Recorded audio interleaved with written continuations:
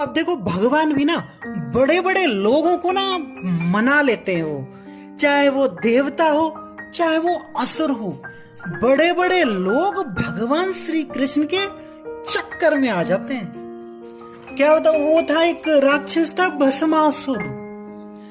शिव जी के लिए इतनी बड़ी तपस्या कर दी, शिव जी प्रसन्न हो गए। वरम ब्रूह, वत्स वरदान मांगिए।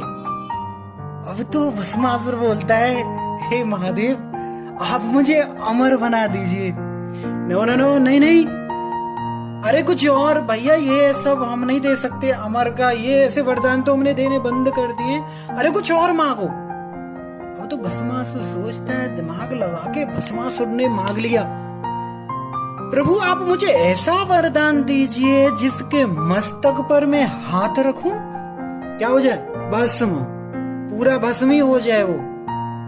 अब शिव जी ने दे दिया, क्योंकि शिव जी तो बड़े आशुतोष हैं। तथास्तु। तो जैसे ही शिव जी ने वरदान दे दिया, अब तो भस्मासुर ने देखा उनकी पत्नी भी थी शिव जी की साथ में, अरे इसकी पत्नी तो बड़ी सुंदर है। शिव जी को कहने लगा, भोलेनाथ आपकी पत्नी तो बहुत सुंदर है, और मैं तो सोच रहा हूं आपके वरदान का प्रथम प्रयोग ना मैं आपके ऊपर कर दूं। अब सोच लो, मैं आपके ऊपर करने जा रहा हूं, अब सावधान हो जाइए, मैं आपको ही मारने आ रहा हूं अब तो। और तो भोलेनाथ कांप गए, डर गए, अरे मेरे वरदान से मुझे ही मारना चाहता है। शिव जी ने क्या किया, पकड़ा अपना साज सामान और त्रिशूल लेके दौड़ पड़े। शिव जी भाग छुटे, शिव जी आगे आगे, भस्मासुर पीछे पीछे। शिव भागे जा रहे हैं, लेकिन वो तो पीछे ही नहीं छोड़ रहे हैं। अब तो क्या किया शिव जी ने, दौड़ते दौड़ते शिव जी थक गए, श्री कृष्ण को याद किया शिव जी ने। श्री कृष्ण प्रकट हो गए, भोलेनाथ ये कहां कहां भाग रहे हो आप प्रभु, इतना जल्दी जल्दी और छुपे छुपे ऐसे भाग रहे हो आप, डर रहे हो, कांप रहे हो। शिव जी बोलते हैं, प्रभु क्या करूं, भस्मासुर वरदान ऐसा दे दिया है, क्या करूं, उसको मेरे पीछे मुझ पे अपने वरदान को यूज करना चाहता है, मेरा पीछा कर रहे हैं, मैंने वरदान दे दिया। अब तो श्री कृष्ण ने बहुत डांटा, अरे भोलेनाथ आप इतने बड़े भोले हो, अरे जरा सोचो, थोड़ा वरदान दिया करो, थोड़ा सोच समझ के दिया करो। अरे आपका वरदान कोई आपके ऊपर चला दे। चलो खैर कोई बात नहीं, आप ऐसा करो, आप कैलाश में जाइए, आप आराम कीजिए, हम सब कुछ संभाल लेंगे। तो अब क्या किया कन्हैया जी ने, उन्होंने क्या किया, बाल ब्रह्मचारी का वेश धारण कर लिया और खड़े हो गए।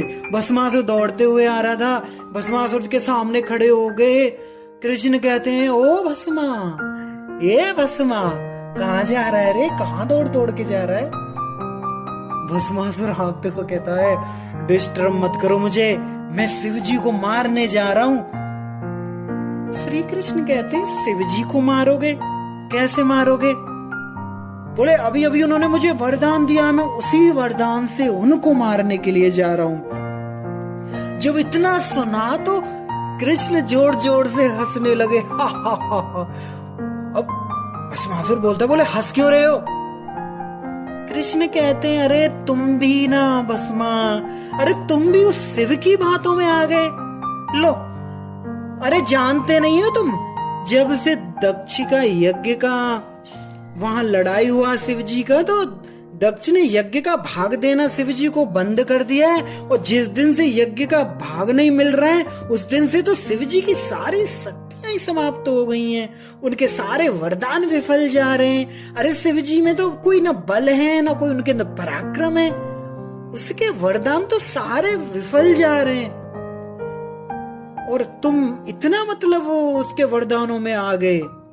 अरे अरे यदि तुमको मेरी बात पर विश्वास नहीं हो रहा, तो आप ऐसा करो, आप अपने हाथ को ना अपने मस्तक पर रखो और देखो, कुछ नहीं होगा, तुम्हें कुछ नहीं होगा, रख के देखो। नहीं तो अगर तुम्हें मेरी बातों पे अगर विश्वास नहीं हो रहा है, भस्मा ने क्या किया, तुरंत अपना हाथ उठाया और अपने सर पे रखा और चलकर भस्म हो गया। कैसी लीला है भगवान की ना, अच्छे अच्छे लोगों को ना ठिकाने लगा देते भगवान श्री कृष्ण।